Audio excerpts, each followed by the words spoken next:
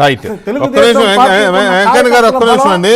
వెంకన్న గారు ఒక్క నిమిషం. వెంకటేశ్వర గారు, ఇప్పుడు క్లియర్ గా ఇది డైవర్షన్ పాలిటిక్స్ అనేది అర్థమవుతుంది. ఏది ఆ లడ్డు విషయంలో సిట్టు తేల్చేసింది, అది పూర్తిగా రసాయనాలతో చేశారు అనేది. ఆ కొవ్వు విషయంలో వీళ్ళకైనా కొవ్వు లేదన్నారుగా అనేది పట్టుకుని వీళ్ళు ఊగులాడుతున్నారు. సో ఈ ఎన్ని డైవర్షన్లు చేసినా ఆ లడ్డు పాపం వీళ్ళని వదిలిపెడుతుందా? అంత తేలిగ్గా వీళ్ళు బయటపడగలరా? క్వశ్చనే లేదండి, ఇది ప్రూవ్డ్ కదా, ఇట్స్ ప్రూవ్డ్. అది ఇంకా దానికి ఎట్లా ఇదవుతారు, దాని నుంచి బయటపడే అవకాశమే లేదు. ఇక్కడ ఈ మధ్యన ఇప్పుడు నరసింహరావు గారిది విన్నాను, పాపం చేసినాడు ఒక పూట లేట్ అయిద్దామో కానీ రెండో పూట అయినా కానీ ఆ పాప పరిహారం తప్పదు, వాళ్ళు శిక్షణ పడ తప్పదని.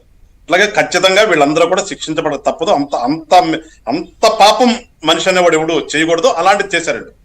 ఎందుకంటే దుర్మార్గం అండి. మనం స్వీట్ షాప్ లో స్వీట్ కొనుక్కుంటే ఆ స్వీట్ షాప్ వాడు కూడా ఒకవేళ కంప్లీట్ గా నెయ్యి లేకపోయినా కొంచెం డాల్డా కలిపి ఎక్కువ నెయ్యి ఉంచుతాడు కల్తీ అంటే. కానీ వీళ్ళు ఇంత దుర్మార్గంగా అసలు మనం ప్రపంచం మొత్తం అసలు నాకు తెలిసి అమృతం అనేది మనం పురాణాలు విన్నాం కానీ ఉందా తెలియదు కానీ ఈ కరెక్ట్, మనకి ఇదే అమృతం.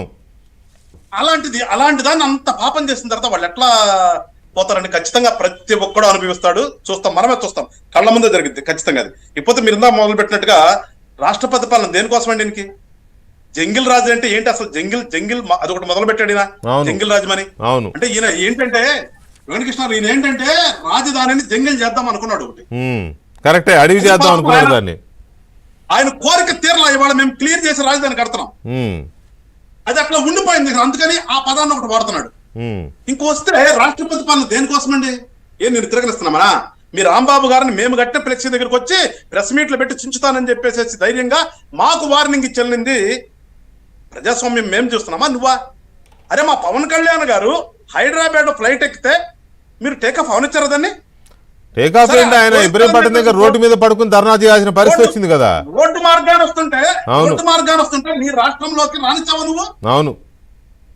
ఇదే చంద్రబాబు నాయుడు గారు రాజధాని చూద్దామని వెళ్తే చెప్పులేపిచ్చి ఏం మాట్లాడారు రోజున మీరు? అవును.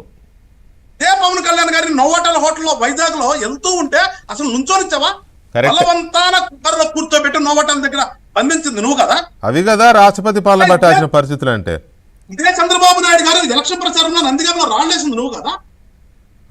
అసలు నీ ఎంపీ ఎవరు ఎందుకండి?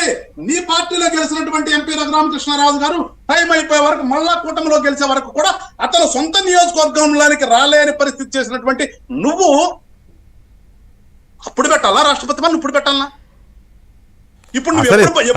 ఇప్పుడు రాష్ట్రపతి పాలన పెట్టే పరిస్థితే ఉంటే ఆయన యాత్రలా చేస్తాడు, అసలు ఇంట్లో నుంచి బయటకు వెళ్ళే పరిస్థితి ఉంటుంది ఆ జంగిల్ రాజు ఉంటే. Simple logic. తాడేపల్లి రాగడు, ఆయన బెంగళూరు నుంచి రాగలుగుతారా? రాలేరు కదా. మొన్న సత్తెనపల్లి టూర్ పెట్టావు, ఇద్దరం చంపావు సత్తెనపల్లి టూర్కి వెళ్ళి. మామిడికాయలని చెప్పేసి పొంగనూరు పోయి అక్కడ ఇష్టానుసారంగా రోడ్లు మెచ్చేసావు. ఇవాళ గుంటూరు వచ్చి ఇష్టానుసారంగా యాగి చేశావు. మీ అంబటి రాంబాబు గారు యాగి చేశాడు. మీరందరూ కూడా ప్రశాంతంగా స్వేచ్ఛగా తిరగనిస్తున్నాం. ఇది మేము ప్రజాస్వామ్యం అంటే విలువలు తెలిసిన నాయకులు కాబట్టి మా నాయకులు ప్రజాస్వామ్యం అని చెప్పేసి ఎవరిని కూడా మమ్మల్ని మాట్లాడకుండా మీకు స్వేచ్ఛ కల్పించారు. ఎందుకంటే ప్రతిపక్ష హోదా లేకపోయినా ప్రతిపక్షం అంటున్నావు కాబట్టి నీకు రక్షణ కల్పిస్తున్నాం. అందుకు రాష్ట్రపతి పాలన పెట్టాలా? అందుకు పెట్టాలా రాష్ట్రపతి పాలన అంటే ప్రజలకు అర్థం కాదా? అందుకని మేము ప్రజలకు చెప్పదలుచుకున్నామండి. Right sir. మమ్మల్ని నెట్టి నోటారు ఖచ్చితంగా మీకు అనుగుణంగా